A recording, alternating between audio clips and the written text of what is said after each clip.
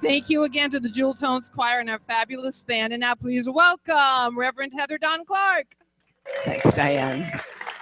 Thank you, choir. Wow. It only takes a moment. You're absolutely right. And that holy moment of right now is where all the power lies. So my title this morning is Spark from Nothing to Insight. Well, we already know that's a lie because we know that there's never nothing. There's always something. It may be invisible, but there's always something there. And I want to begin by, first of all, acknowledging the practitioners and all the power talks on Wednesday. If you want to, you can watch them because every single person who spoke was proving how well they know this creative principle, how easily they can express it. And each one of them did a fabulous job. And so Dave and Pam, I'm hoping that I get all of them. I believe Reverend Karen Allen, Mary Brogdon, Kathy Story, I'm getting to him. But who else besides Harry? Hans Smith and Harry Macy. So let's acknowledge. Every single one had something really exquisite to say, and it was powerful and beautiful.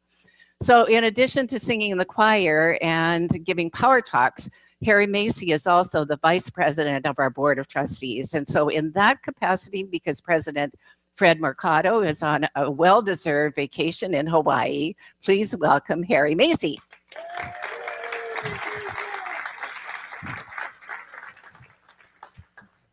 Good morning.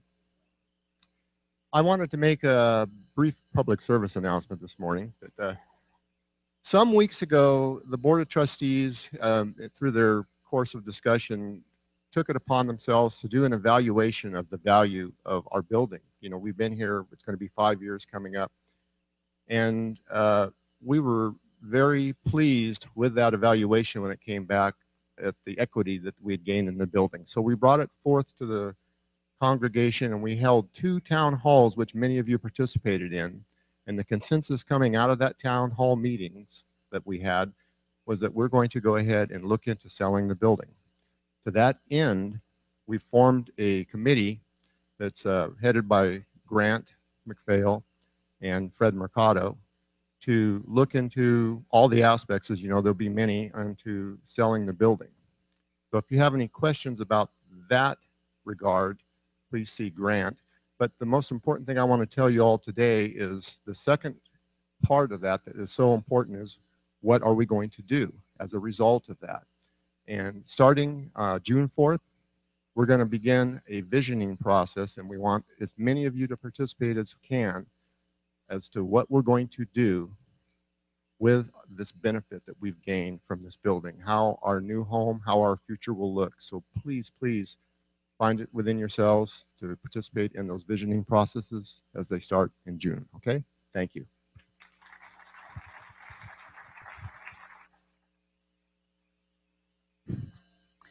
I'm going to talk about the visioning in a bit.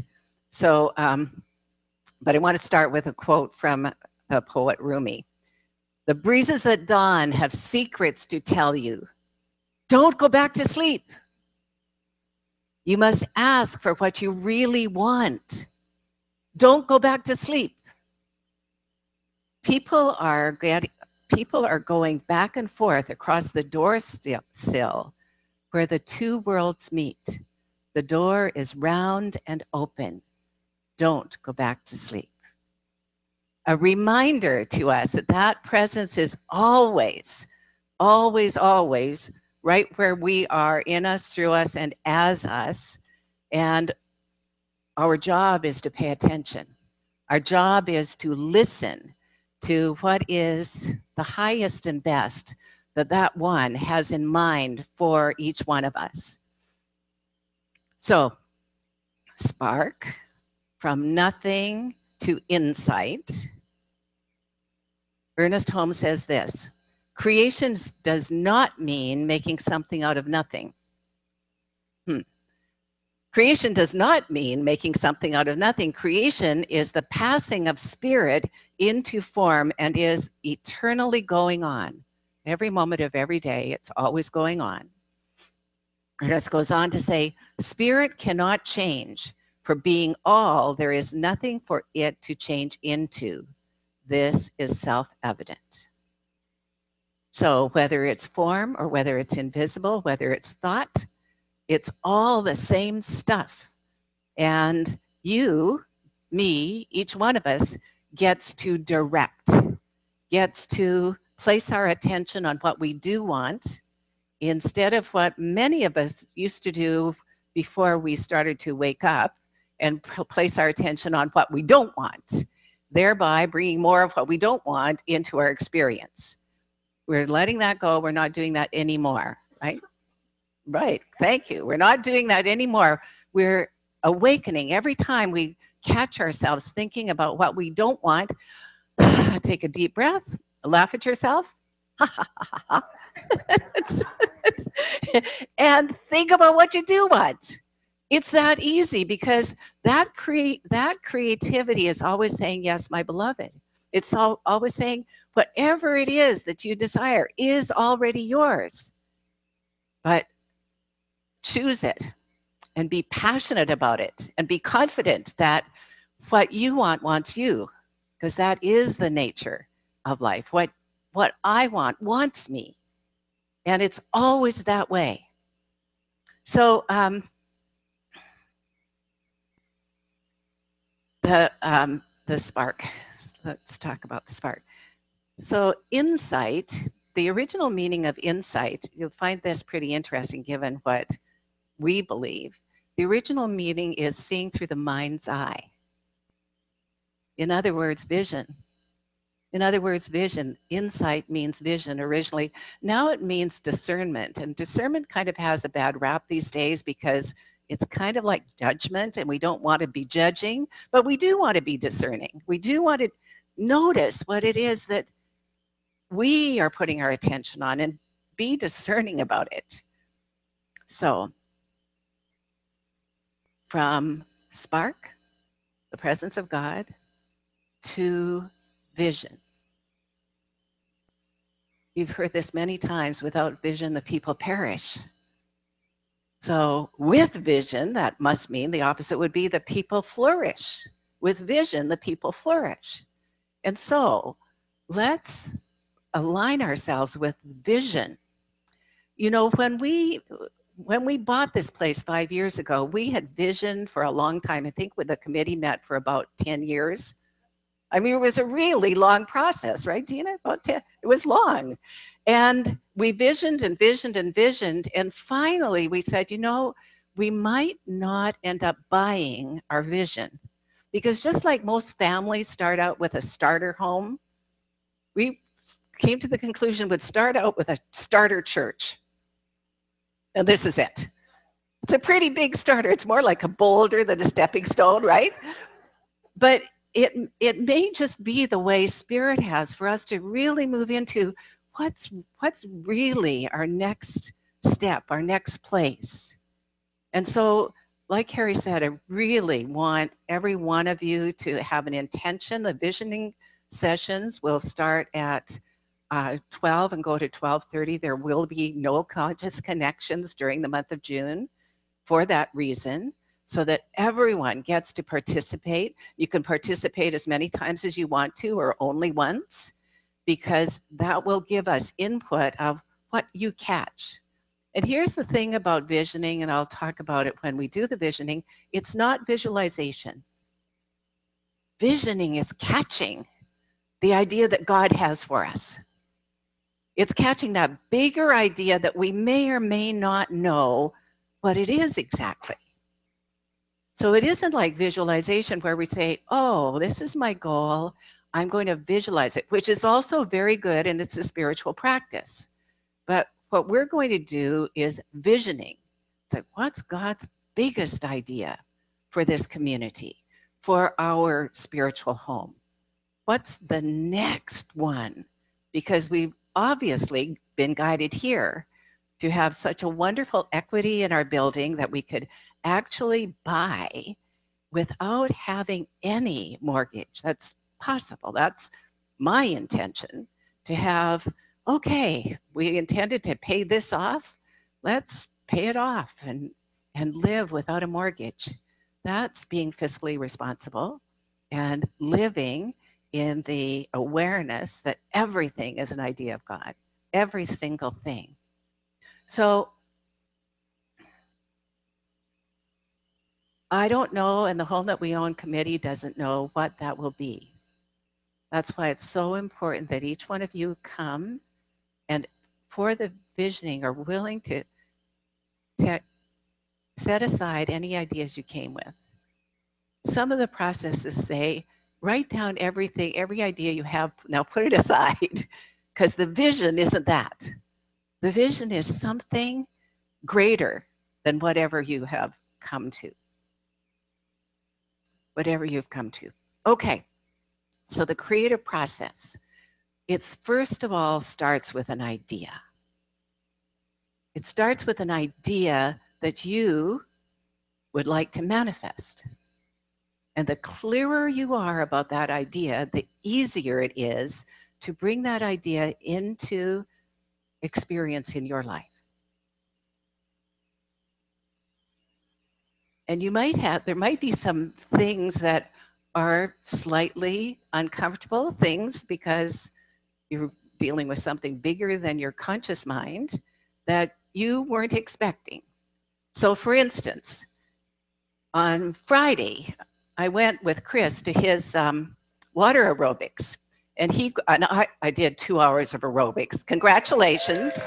Congratulations, Heather. So I did the first hour was silver sneakers, which was actually pretty hard on my shoulders. So that's telling you something. Then I went, the class had already started, and he's gone to this class forever. He comes over and says to the ladies, I just came over to meet the new girl, then kisses me full on the lips. I was surprised. I liked it, but I was surprised. And he said, I just wanted to see her. I just wanted to see her blush. I just wanted to meet the new girl. Yeah. Okay, surprises. But is this part of my vision of what I wanted in my life? Yes, it is. So there you go. Okay, enough of the personal story. Thank you, thank you. Because again, blushing. Thank you. Thank you. So, okay, so for us, what we can trust is that presence of God that got us here to buy at the lowest part of the market. We can trust that same presence for us to sell at the right and perfect time and to find the right and perfect building in the right and perfect location so that each one will be comfortable getting there and being part of that center. So, first, see it, plant that idea in divine mind.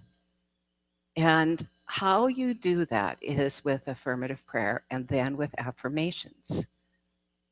One of the things in the book that I'm basing these talks on, which is called Creative Confidence by David Kelly and Tom Kelly, who are professors at Stanford. And in this chapter, they tell a story about one of their classes in which the class itself was titled, I believe, outrageous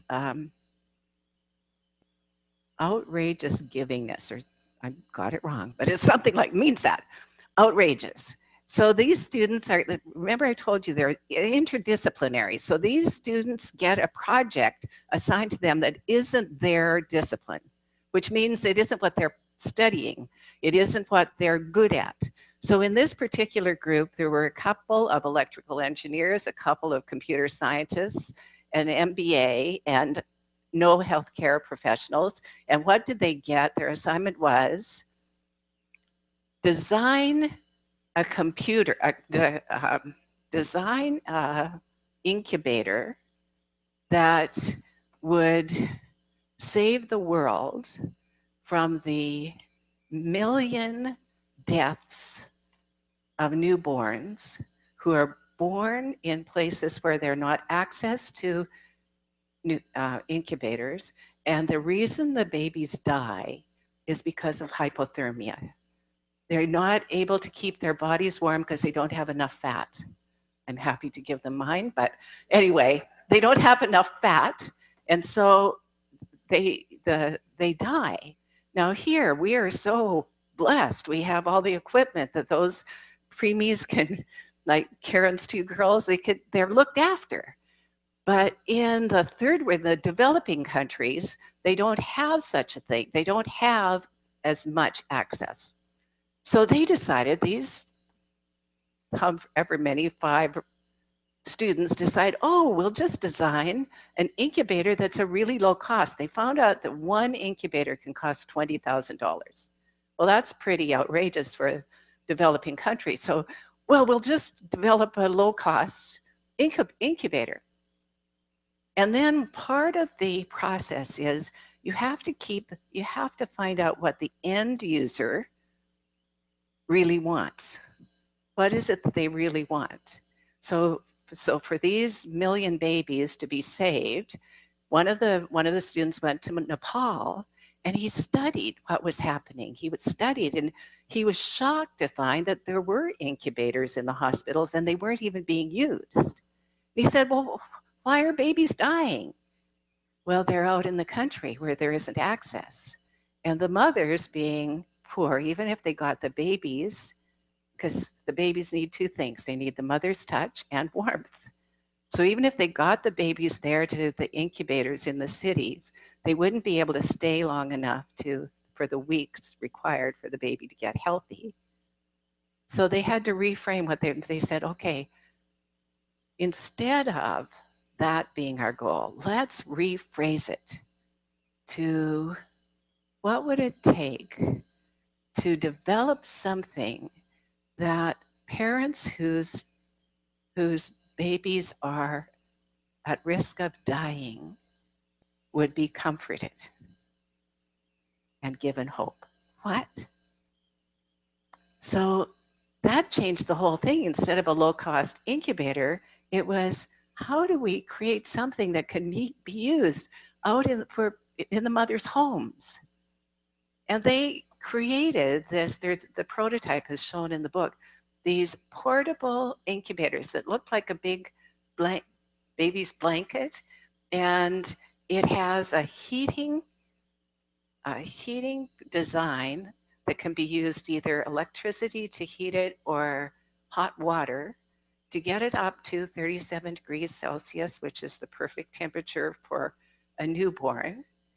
And when it gets to that temperature, it says, okay, now, because any lower, the babies need that. They found out so much. They found out that these folks don't trust Western medicine because their medicine has been working for centuries, for thousands of years. So what they do, she said, oh, we never give the full dosage because we don't trust it. So if it's a teaspoon, we give half. So if it was 37 degrees, we'd do 30.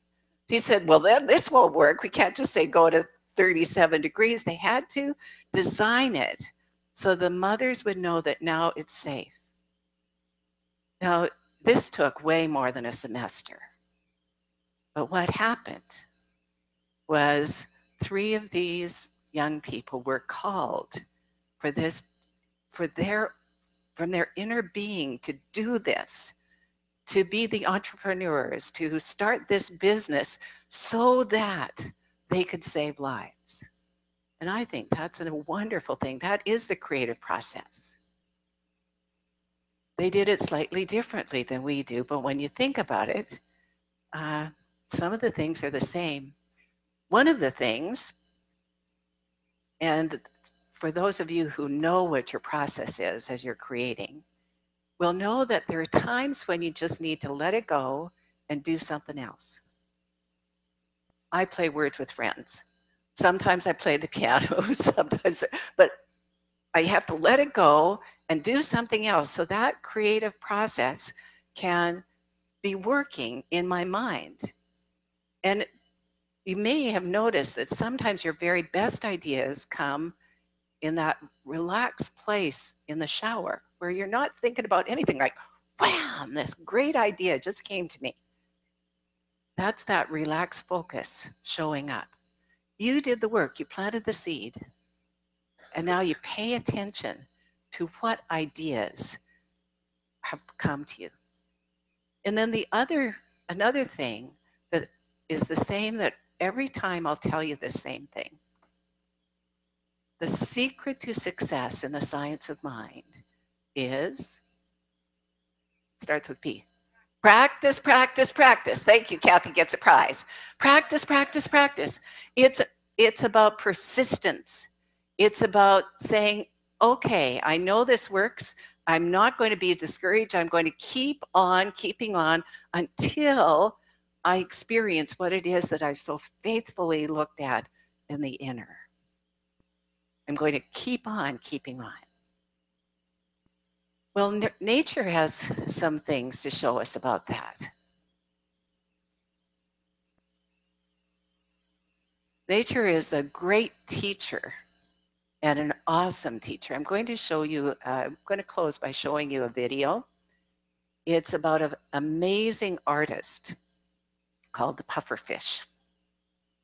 So I won't say anything more. It's totally amazing to me. So we'll probably need to move if I could have some of the mics moved so they're out of the way, if they're not in the way.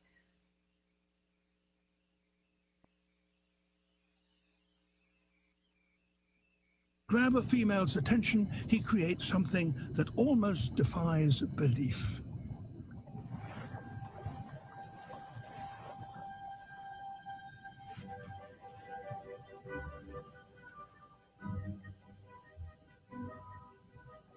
His only tools are his fins.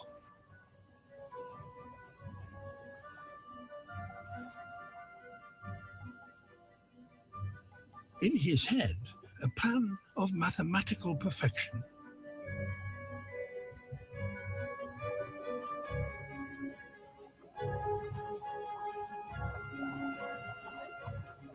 He plows the sand, breaking it up into the finest of particles.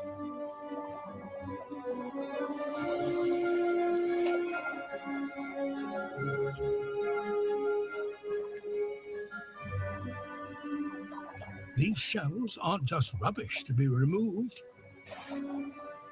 He uses them to decorate the bridges of his construction.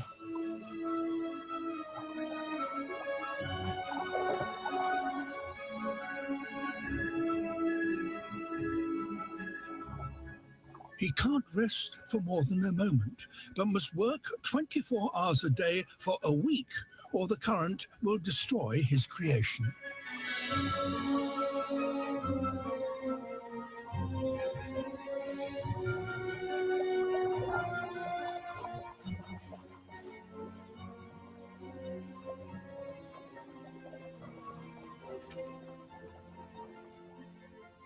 A final tidy up, and his masterpiece is complete.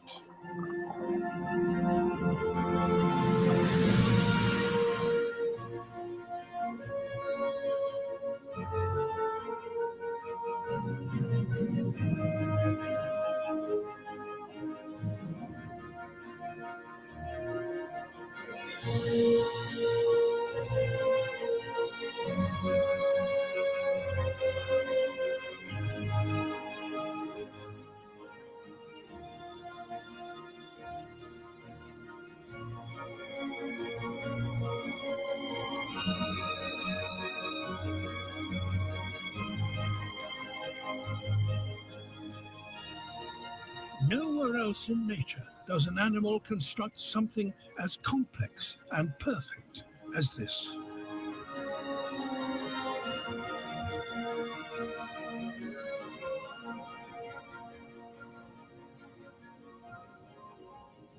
If this doesn't get him noticed, nothing will.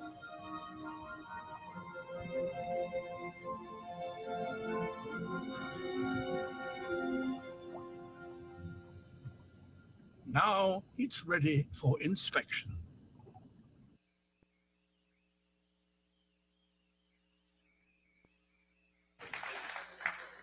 24 hours a day for a week. 24 hours a day for a week. Persistence. Keep on keeping on.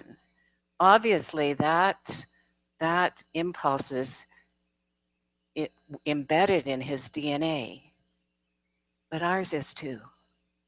Our impulse to express the God self is embedded in our DNA, who we are.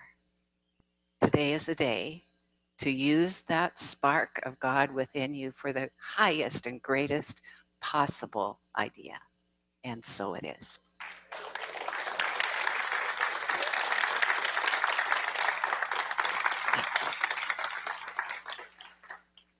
Diane's going to set us up, and then I will pray.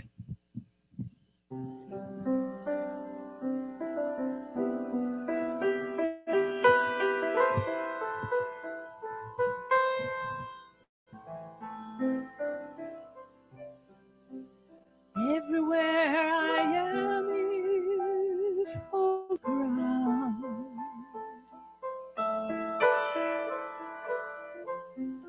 For I walk in God.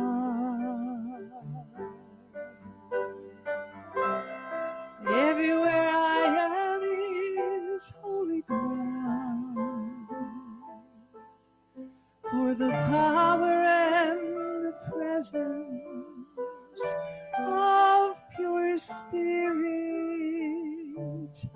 makes my path gentle and easy, gentle and easy, holy, holy ground.